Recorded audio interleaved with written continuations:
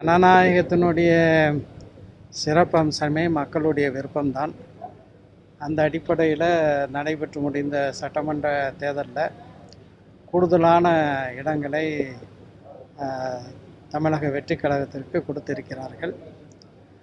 அவர்களுக்கு என்னுடைய வாழ்த்துக்கள். அதே நேரத்தில் தமிழ்நாட்டை ஒரு சிறந்த வளர்ச்சியின் பாதையில் அழைத்து சென்று இந்தியாவிலேயே இரட்டை இலக்க வளர்ச்சியை அடைந்த மாநிலமாக தமிழ்நாட்டை உயர்த்தியவர் திராவிட முன்னேற்ற கழகத்தினுடைய தலைவர் தளபதி மு.க. ஸ்டாலின் அவர்கள். இந்த நல்லாட்சியினுடைய சிறப்பை மக்கள் உணரக்கூடிய காலம் விரைவில் வரும். இப்போ இது வந்து இப்போ ஏற்கனவே ஆட்சியாக நடந்துச்சு. இன்னைக்கு அது மாதிரி நிலைமை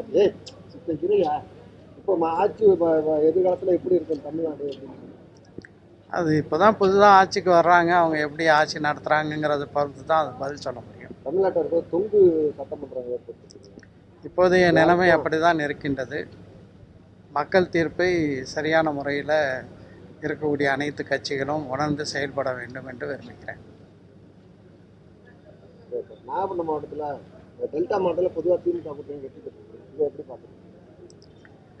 நாகப்பட்டினம் தொகுதியில் திராவிட முன்னேற்ற கழகத்தின் தலைமையிலான மதசார்பற்ற முற்போக்கு கூட்டணியின் வேட்பாளராக போட்டியிட்ட எனக்கு பெருவாரியான வாக்குகளை அளித்து என்னை வெற்றி பெற வைத்தமைக்காக நாகை தொகுதி வாக்காளர் பெருமக்களுக்கு என்னுடைய வெற்றிக்காக மிக சிறப்பான முறையில் அயராது பாடுபட்ட திராவிட முன்னேற்ற கழகத்தினுடைய மாவட்ட செயலாளர்